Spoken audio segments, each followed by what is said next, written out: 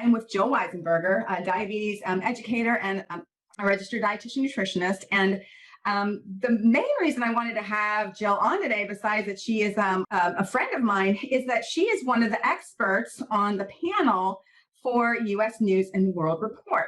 And I just uploaded a video this week, just kind of a highlight of some of the various categories. But I was curious to know, just how did you get invited to be on the expert panel? Just over the course of a few years, I developed a relationship with people at U.S. News and World Report because they would sometimes call me for expert quotes on some of their topics. So I was very excited about 4 years ago. So I've done it for maybe 5 years, I think just 4. I was really excited the first time they asked me. I thought it was such an honor to be asked by such a prestigious organization doing something that gets so much publicity every year and people look for it and talk about it. But the way I was asked is really, I just developed a relationship over time because I would answer their needs for expert sources. Right. Yeah. Well, I mean, just being a published author is one thing that just gives you that street cred. So, it does. Yeah. It makes a difference. Oh, absolutely. Yeah. And so there were, from what I understand, there were 24 on the expert panel. I counted them up, and that's how many I counted on the expert panel. So walk me through the process of like, how does it all, like, when does it start? And just kind of give me a little idea of. Sure. Well, this year there were 39 and 4 of them were new. So 4 of them were brand new. So they took me more time because I had to learn more about them. The process is not probably what a lot of people think. So it's not like a lot of people sit together in a room across from a conference table or on our own computers on Zoom like we're doing, but we're all really doing our own independent work. And we score them and we make comments. And then the folks at U.S. News World Report tally up those scores, take the averages, take the comments, and put them all together in a readable, usable form for whomever wants to come to the website to read it. So you talk about the different categories. We have like the best diet overall, easiest to follow, best for heart disease, best for diabetes. Right. All of those different categories. And so we rank them for each of those categories, like also like safety wise and just a various number of things. And they provide us with a background of each diet, plus we use our own expertise. So, and I did some of my own research as well, and I'm assuming that all of the other experts did too, because if I don't know very much about it, I want to see what are people saying about it. One of the questions is how easy is it to follow? So I like to see what people are saying about that, because I have my own ideas of how it might be easy to follow or not easy to follow, but I'd like to see it from people who've already done it as well. So I do some of my own research, and if there's anything I don't know, I just try to find out. You can find out a lot of stuff by just like the Whole30 diet. You just go to the website of the Whole30 diet, and whatever question you want, you're going to find it there. Mm-hmm.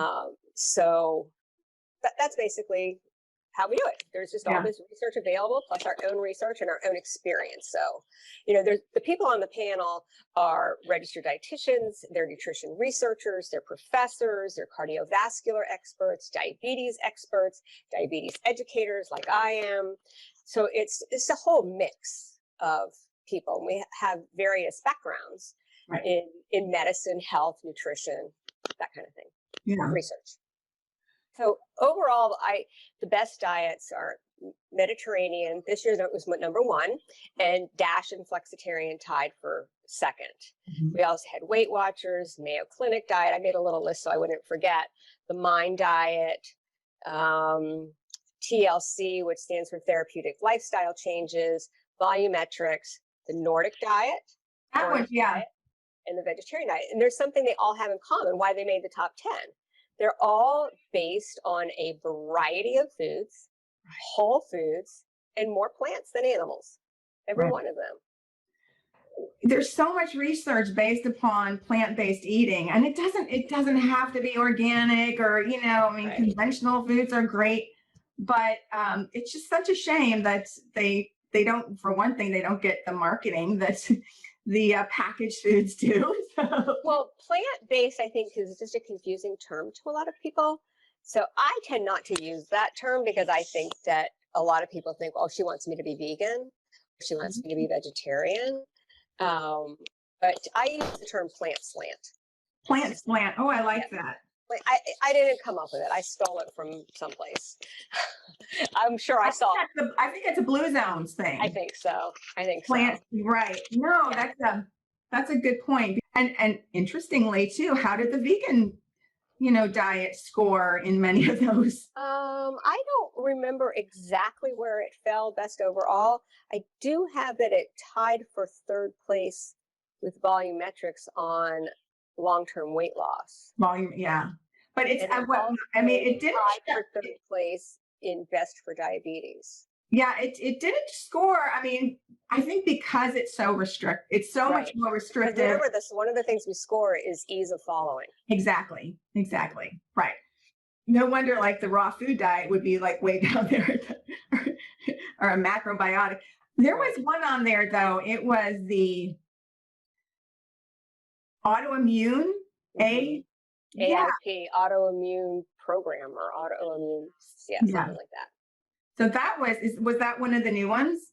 The new ones this year were AIP, GAPS, which is also, I think that's a digestive one. Noom. Noom is the Right. app. That's a weight Right. loss app. And modified keto diet. It's the other fourth. The modified. Yeah. So you had like 3 top takeaways for somebody that's, new to seeing that Best Diets 2021. What would they be? Well, to me, the takeaways are there's room for personalization. It's, as I said already, it's looking at what are all the healthy foods to eat. So we want to put the focus on what is good for us, what we enjoy, what we like. So put the emphasis on the foods that you like and then personalize them. So that would be a second one. And then the third one is really plant slant. Fish is very important in the DASH diet and in the Mediterranean diet, and it fits perfectly well with a flexitarian diet. So all 3 of those have plant slant or plant-based, however you want to say it, but fish fits in there. And you know that dairy is very important in the DASH diet, and it fits in with the other 2 quite well. So it's in more ways than not, the 3 diets are really similar. The top 3 diets are really similar. So my 3 takeaways are focus on what you love, what to eat as opposed to what not to eat, personalize it, and plant slant. Excellent. Very good. Well, how can people get in touch with you if they want to reach out to you? What's the best place? That probably would be my website, which if you have to spell my name, it's jillweisenberger.com. So I'll have it on the... Yeah. And then also on social media, I'm Nutrition Jill. Nutrition Jill. Right. Okay. Very good. All right. Well, thanks so much, Jill. It's great having you. Pleasure. Great seeing you. Yeah.